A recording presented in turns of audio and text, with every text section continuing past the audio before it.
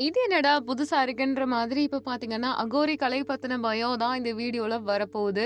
ஜென்ரலாவே எல்லாருக்குமே அந்த பையன பத்தி திட்டி நெறைய டயர்ட் ஆயாச்சு. "ஏன்பா இப்படி பண்ற? அந்த கவன ஈர்ப்புல என்னப்பா கிடைக்குது? எல்லா இடத்துக்கும் போற அதெல்லாம் சரி. ஆனா நீ பண்றது சரியா இருக்கா? முகம் சுளிக்கிற மாதிரி இருக்கேன்னு" சொல்லிட்டு அகோரி கலைய வசைபாடாதவங்க இருக்கவே முடியாது. அந்த அளவுக்கு ஹேட்ரேட் அவர சுத்தி ஸ்ப்ரெட் ஆயிருக்கு. அதுக்கு ரீசன் அவரும் கூட.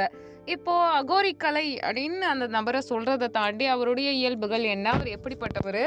ஆரம்பத்துல பார்த்தீங்கன்னா, நெறைய நாட்டுப்புற கலைஞரா இருந்தாரு. அதுக்கடுத்து டிக்டாக் பண்ணாங்க. டிக்டாக் பண்ணதுல ஒரு பொண்ண கல்யாணம் பண்ணாங்க. 3 குழந்தை பொறந்துச்சு.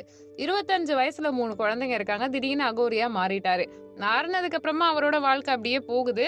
திடீர்னு அவரும் ஒய்ஃபும் பிரிஞ்சுட்டாங்க. ஏதோ அஃபேர் இருக்குன்னு என்னென்னமோ சொல்லி பெரிய பிரச்சனையாச்சு. இப்ப பார்த்தா பிக் பாஸ் ஹவுஸ்குள்ள இருக்காரு. இது மட்டும் தான் நம்மளுக்கு தெரியும். அது போக நமக்கு தெரியாத, நமக்கு தெரிவிக்கப்படாத சில பக்கங்கள்லாம் இருக்கும். ஜென்ரலாவே ஒருத்தர கலாய்க்கிறதுன்னா நம்ம நெறைய பண்ணுவோம். அந்த பக்கத்தையும் தெரிஞ்சுக்கணும் இல்லையா?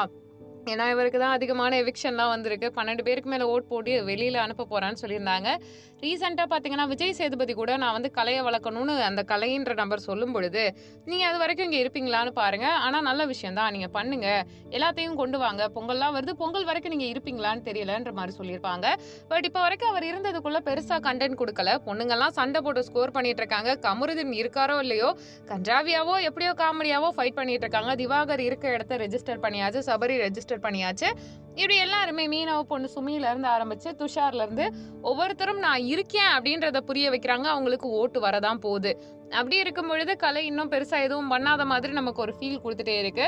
ஸோ எல்லாருமே டைட்டா ஃபைட் பண்ணிட்டு இருக்க இந்த சமயத்துல, சரி கலைய பத்தி என்ன தெரிஞ்சுக்கலாம் அப்படின்னு பார்த்தீங்கன்னா, இந்த பையன பொறுத்தவரைக்கும் ஆர்ஃபனேஜ்ல வளர்ந்த ஒரு ஆளு. நெறையவுமே நாட்டுப்புற கலைகள்லாம் கத்துக்கணும்னு கத்துட்டு இருந்திருக்காராம். நெறைய விருதுகள் வாங்கியிருக்காரு. வேர்ல்ட் ரெக்கார்ட் அதிகமா பண்ணியிருக்காரு. அது மட்டும் இல்லாம ஒரு இன்ஸ்டிடியூட்டே வச்சு நடத்தி அதன் மூலமா ஃபுல் அண்ட் ஃபுல் பெர்ஃபார்மன்ஸ் அதுக்கப்புறமா அப்படியே தேட தேட தேட நெறைய நாட்டுப்புற கலைஞர்கள வளர்த்து விட்டுருக்காரு. ஐநால போயிட்டு இவர் தூதரா இருந்திருக்காராம். நெறைய பேசியிருக்காராமா. நாட்டுப்புற கலைகள் பத்தின நெறைய தேடல்கள் அவருக்கு இருந்திருக்கு. நெறைய பேருக்கு உதவியும் பண்ணியிருக்காரு. அது மட்டும் இல்லாம அவர் பேசும்போது சில வார்த்தைகள் சொல்லியிருப்பாரு. "நான்லாம் விருதெல்லாம் பெருசா பார்த்து வந்ததில்ல. என்ன பொறுத்தவரைக்கும் என்ன சுத்தியே நான் நெறைய விருதுகள் வைக்க இடம் இல்லாம இருக்கு. என்னோட குழந்தைகளுக்கான அந்த ஒரு விஷயத்த நான் கொண்டு வரதுக்கு தான் எல்லாமே பண்ணேன்னு" சொன்ன விஷயமா இருக்கட்டும். எல்லாமே சூப்பரா போயிட்டுருக்கு. பட் ஒண்ணே ஒண்ணு நல்லவங்களோ, கெட்டவங்களோ அவங்க மாறணும் அப்படின்னு கேட்கும் பொழுது, இந்த தமிழக மக்கள் வந்து ஒரு குட்டியான வாய்ப்பு குடுப்பாங்க இல்லையா? அவங்க சரியே இல்லாத நபர்கள் தான்.